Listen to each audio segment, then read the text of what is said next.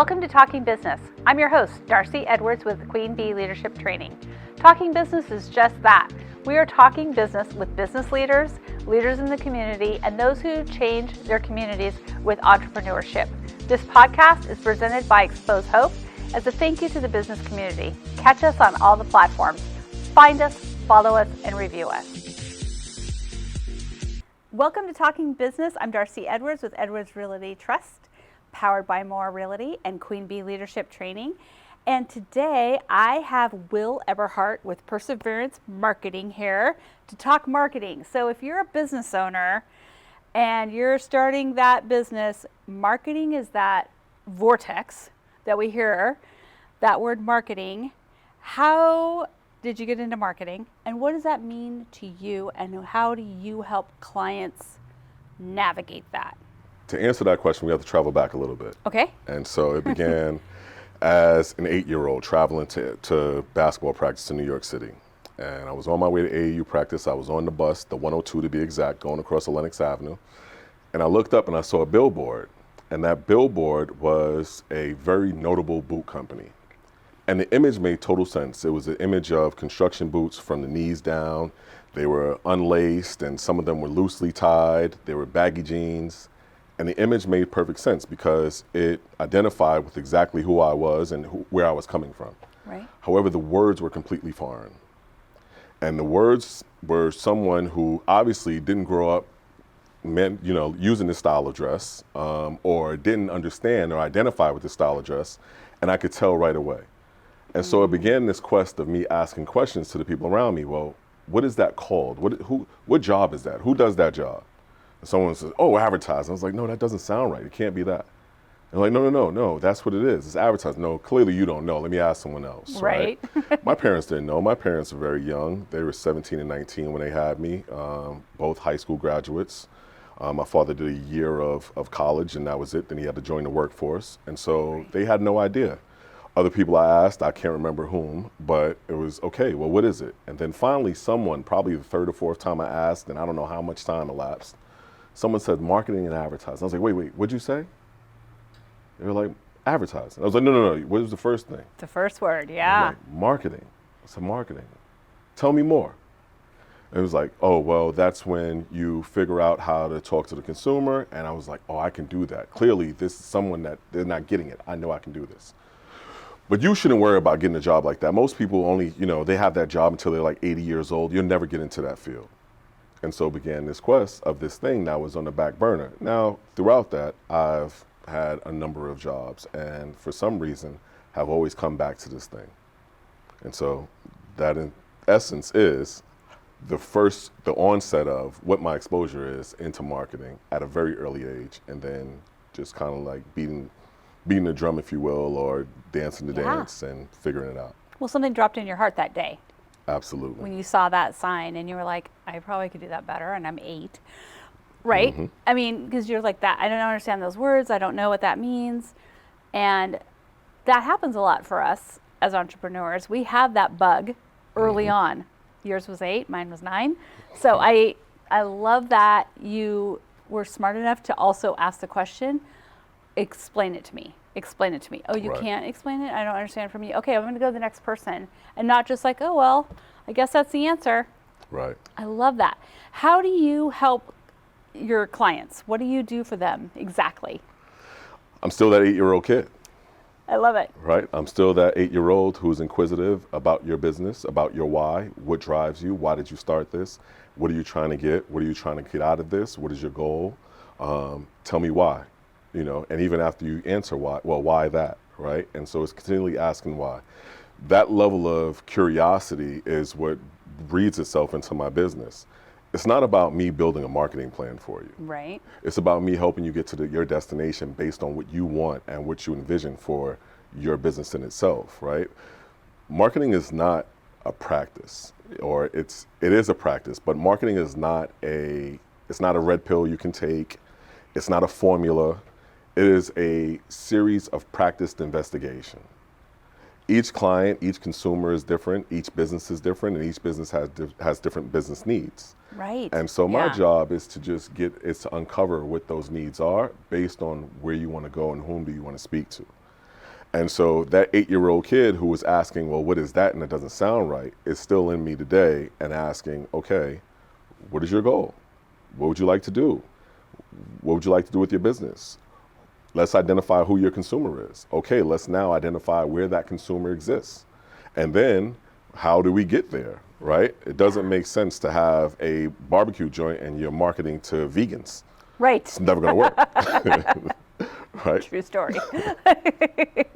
They just don't get it. No. No, and that I love that because the fact that you spend a lot of time drilling down to that, to the very end of where they need to go. A lot of people starting a business, when do they bring you in? When should they bring me in, or when do they? Okay, so let's talk about that. So this is I wanted to say a class. I love it. About entrepreneurship and all of that. And I love that. When should you and when do they? Right. So when should you? So I like to use the analogy of, would you open a restaurant and then hire a chef? Right. Right? No. You probably wouldn't, And if you did, you'll be serving Lunchables or Hot Pockets or something for the first 2 weeks or something, right? So as you're building your plan, you bring in a marketer because it's about strategy. You want to Right. figure out how to get business rather than just how to grow your business. How do you get and maintain business? How do you appear authentic to your consumer, to your audience, to make sure that you know where your business is going to exist from, right? Right. Who's going to facilitate your business. And what happens typically is they bring me in as a last resort because marketing has so many different ideas, right? Or ideals. There's a lot of parts of marketing. What people don't understand is they've never been 8-year-old me. Right. They don't understand that there's a difference between marketing and advertising, right? Right. Marketing is the idea of building the message and sharing Yes. it outwardly. Advertising is the tool that you use to share that marketing message, right? Advertising is a tool of marketing. You don't just build a house with a screwdriver. A screwdriver is a tool that you use Right. to build a house. You use a hammer and Exactly. use several other things. But the building the plan, the blueprint, the architect, right, or the designer of that home is the marketing plan. Now, within that falls in budget and all these other things, operations, who's going to do what, how are we going to do this, how much money do we have to spend on it? That's all part of the plan. But if you don't understand that and you just look for, oh, you know what? We're just going to broadcast our message. Well, who are Right. you speaking to, Right. right? I speak a lot in analogies. And I love it because I get it. I know exactly, because to me that was just like, it's the shotgun approach, right? Mm-hmm. Oh, I'm just going to, or throw the spaghetti on the wall. Right. Let's just see what's going to stick. And so just so you're clear, everyone, start with him first during the planning stages, so you can do that. And there's two different parts of this: marketing and advertising. They're two different things, but you need someone to guide you and lead you through that forest, right? Because it's a forest, and sometimes there's a path, and sometimes there's not. Sometimes there isn't. And sometimes you need somebody to help you log it to get through it, right? So I love that. What is one of your favorite parts of your job? The discovery phase.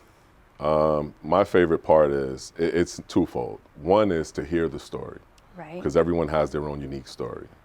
So hearing the story and having my aha moment of, okay, here's how we can attack this, right? Right. How do you eat an elephant? One bite at a time, Yep. right? You can't just swallow an elephant. Right. So that's number one. The first thing is, all right, what is it that you want to do? And hearing the story and hear it unfold and start to think about how we can develop it is huge. The second part is me seeing the aha moment of what my value proposition is for the client.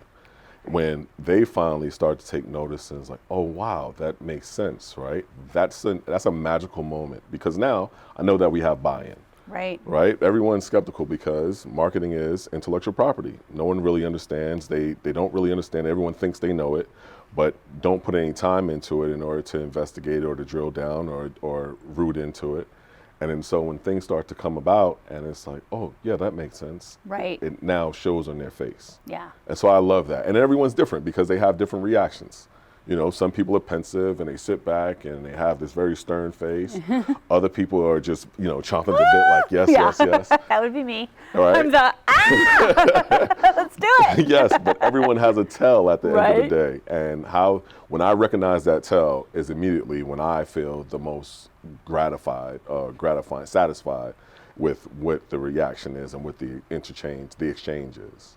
Awesome. So I heard a little bird. Well, you were just talking. You were from New York, right? am. New York City. Yes, ma'am. Love it. How did you get to Oregon? I always ask, how do you even find us? How do you even know how we're here? The first time was Nike. Okay. Yeah. So after graduating college, I was working for Nike in New York, and I was in Econ, which is a tech rep. It's an evangelist for the company. Right. And when you're working for Nike, all roads lead to Beaverton. And so I came out and took a position in product marketing, working with basketball footwear. And it was there that I learned P&Ls. I was essentially managing a $350 million faction of business. And, margin matters, right? So it's not just about doing business to say, hey, let's throw some money at it. And so this is also what fuels my approach to marketing. I came from very humble beginnings. I didn't have, we weren't poor, but we didn't have everything that we possibly wanted. And so there was no, hey, oh, don't worry about this. You want to go to camp? You want to go to basketball camp, 5-star? It's $500 for the week? Sure, no problem. It was, we'll see. We'll see meant it probably wasn't going to happen in my household. Right. Right? Me too. Yeah. So, or get to work. Yes. Well, I didn't even have that option. Yeah. Get out there and make that happen. Yeah. Okay. So when I think back to what my beginnings were, because I didn't have a silver spoon or even a rosy red path, you always had to figure out a way. Right. And you had to make do without. While everybody else was getting a new pair of Jordans, I had to look and say, okay, well, what am I going to get? Right. And I had a $50 budget in the 80s for a shoe. It wasn't a lot then, it's still not a lot now. That was a big budget. Right? If you think so. We'll talk about prices later. Yeah, ours was not $50. I had a $59 shoe at 10 years old, and my mother threatened to take it back. Yeah, I hear you. I was your mom. With my kids, they're like, oh yeah, $50 shoe. I'm like, no. Yeah, we're going to do this instead. Yeah. So because of that, Perspective. it built this idea of how do you make things happen. Right. And so when it comes to marketing, my job is to make you money while saving you money and time. Right. And that doesn't mean throwing money at the problem. I don't believe in the idea of, if you want to make money, you got to spend money. That doesn't make sense. If you don't have the money, how can you make the money? Yes. You have to figure out a way. Yes. Thank you for doing that. And let's repeat that so people hear that again, because what is out there is you have to spend the money to make money. Mm-hmm. And yours is a different perspective. Absolutely. So I want you to repeat that again. I'll say it again. This idea of if you want to make money, you have to spend money is fleeting. If you don't have the money, how can you spend it to make it? You have to figure out a different way. I love that. I love that. I think that's fabulous because that just gave people breathing room.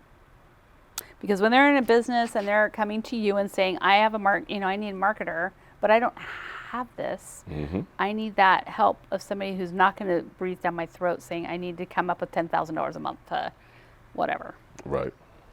So talking about your own business and your own practice, do you have a 5-year plan? Of course. What you want to do? Absolutely. Thank you. Very rarely happens. A business plan is essential. If you don't know where you're going, how are you going to get there? Exactly. Yes, thank you. All right. Where do you want to go? Where do I want to go? So the goal for my business in particular is to grow an agency. I want to build an agency that has all the moving parts necessary, right? Right now, I outsource a lot of things. I partner with a lot of individuals. But the goal is to create a one-stop agency where if you come to us for marketing, you get advertising and it's all cohesive. Right. You get business planning, you get photography, you get web building. You get all of these things that comes to building your business, that's Right. necessary to build your business. And you get it in a one-stop shop so that the language, the look, the feel is all unified and cohesive and not fractured. A lot of times you'll see things, Yeah. and again, going back to the billboard that I started with, the words don't match the image. Right. The image don't match the words. Or the website is convoluted and is totally opposite than what the social media is saying. Right. So Yeah. how do you start to build on all these things and then wrap them up in a nice bow in order for a package and say, okay, look, you're looking to build a business? Come see me. We'll curate the entire business for you and make sure that you're actually forward facing or outwardly facing in a nice, pretty, cohesive, succinct, and clear package. So everything matches. What is one thing that you would do or would you implement earlier or take away in your business that you learned? What was your big learning moment? This is going to come as probably a shock, but if I had to start over from the beginning, I would have adjusted my pricing structure. Right? Yeah. One of the fears of businesses, oh, you'll price yourself out of a market. But as a business owner, your fear should be, am I charging enough to play within the market? Yes. Yes. It's Right? very common. Totally. Common that people underrate themselves and they underprice themselves and they end up playing that catch-up game. Right. And I find that most often it's because of the outside influences, right? You're a realtor. So if I came to you and said, hey, Darcey, you know what? I really want this 5-bedroom, but I'm never going to use 2 bedrooms. Can you sell me the 5-bedroom for the 3-bedroom price? You're going to look at me as if I'm crazy. However, someone will come to a marketer and say, oh yeah, I know you offer all these services, but I only need this. Well, if you knew you only need it, then you probably should have implemented it a long time ago. Right. But if you're trusting the expert, Note yourself. right, the expert is going to give you what they've heard Yes. you need and the things that you're asking for. So when I got into this, I was really cautious. I spent probably the first 3 years of my business getting referrals from friends who were already doing business and bring me on projects and say, hey, I'll give you X, Y, and Z, just manage this and no problem. And that worked for a little while. But just before going into the pandemic, and this is where the story unfolds, it's probably about March, we're just getting into this, and I've been doing this entrepreneurial thing for about 1.5 years, 2 years, and it was feast or famine. Right. And so I'm on the phone with a friend, and we're talking. I was like, yeah, I think I'm getting back into this corporate thing. And she's like, what? No. And she went on for about 20 minutes as to why. In the first 20 seconds, I knew she was right.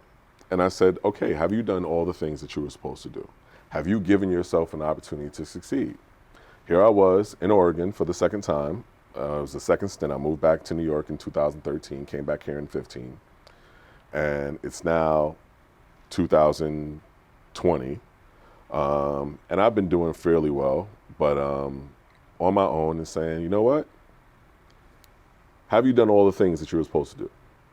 Do you know anyone in your backyard that has a real job? I was dealing with these three mega giants here, and so everyone I knew was in that space. Right. I was like, I don't know anyone. I don't know any realtors, right? I don't know any nurses. I don't know any carpenters. I don't know any photographers, right? I don't know any nonprofit CEOs or executive directors. Right. Have you put yourself in a position to succeed? All right, so what do you need to do? Do you have a website? Nope, don't have a website. Do you have an email, Will? You know what? I don't have an email. I'm using my Gmail account. I'm using the account from my partner who I was partnering with. It's like, but I don't have one for my own entity. Let's get on that. That was the first thing. So I went and did that, right? And that was nothing. It was simple. Now that I have a G Suite, I'm able to go. Now I have my email address. Will@perseverancemarketing.com. Shameless plug. No, it's not shameless. It's what you're supposed to do. This is true. Then the next thing was website. So here we are. I have a high school senior who is now digital learning, Yeah. And Yeah. I said, I can go and I can build a site on Wix or Squarespace and be done in 3 hours, 4 days. Or I can give myself something to do and show my high school senior who's working every day digitally, if you want to get after something, here's what you can put your mind to. Anything is possible. And so I went to WordPress and I started building my site. And I pulled out my hair on some days and I yelled at the computer on other days and I closed it for a couple days at a time. Yes. And so, but I created this learning process for myself where I can sit down with a client and understand what their needs are. Do you need a WordPress site? Do you need a website built from scratch? If I don't have this knowledge, this inference, I can't share that. Right. Right? Yeah. I Can't empathize. No, I can't share with someone what they should be paying in relative to what they need to build a website. Right.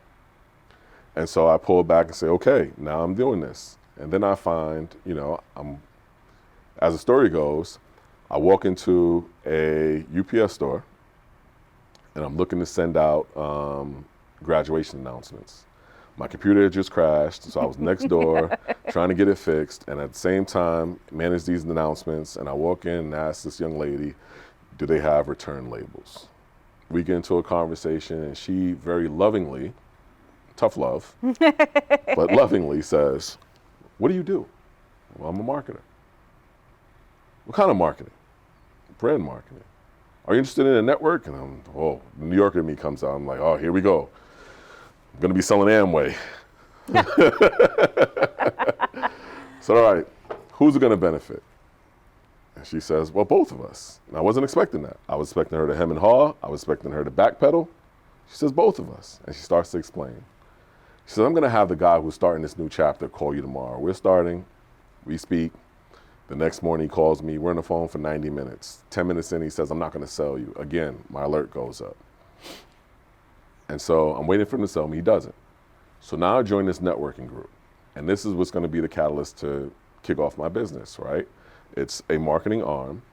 But through that group, I'm still dealing with the imposter syndrome of, oh, should I be doing this? Am I doing the right thing? Trying to quell that inner voice that creeps up on us and say, okay, well, I'm going to offer this package at an introductory price of $500. And I'm doing a lot of heavy lifting for $500. Mm-hmm. And I'm seeing that the juice isn't worth the squeeze. And it's like, you know what? Let's reassess. Yeah, you missed a zero on that. Yes, or one, right? Yeah. Yeah. Definitely had to add a comma. And so with that became, now this investigatory process of, all right, how much value do I add? What is that value worth? And where do I need to be?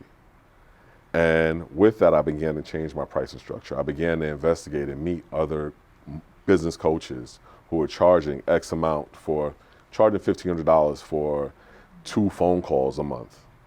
And they're not doing any of the work that I'm doing. They're doing a third, maybe a quarter. I won't share with you what I charge. I'm not afraid of numbers anymore. No. I'm in a pretty safe space. So thank you so much for coming in. 3 things to take away from this. You don't have to throw money at it. No. The other thing that you said that you were talking about that I loved is the imposter syndrome. Yes, you can do it. You're fine. And 3, add a zero. Always add a comma. Always add a comma. That's right. I love it. Thank you so much for coming. This was a fabulous time I've had meeting you, and I just wish you nothing but success. Darcey, thank you so much for having me. It's been an absolute pleasure. Thank you.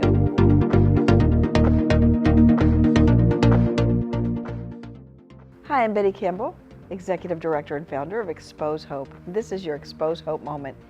Today I want to talk to you about community involvement with other nonprofits and why do we do that? Well, when a tide rises, it lifts all ships. So we want the tide to rise for all nonprofits, and so many of them are integral to us. Food banks, ARMS, who takes care of women in domestic violence, those who provide apparel like GHM in Beaverton. We need these nonprofits and they need us because they refer to us. Working together is the key. So if you run a nonprofit and want to work with Xpose Hope, please connect with us at xposehope@gmail.com. Or if you're on the board of a nonprofit and you want to connect us to your organization. Thank you so much. Thank you for listening to Talking Business, brought to you by Xpose Hope. We can be found on all of your favorite podcast platforms, YouTube, iTunes, all of them. Also, be sure to like us, share us, and leave a comment. Who do you want to hear from? We want to know.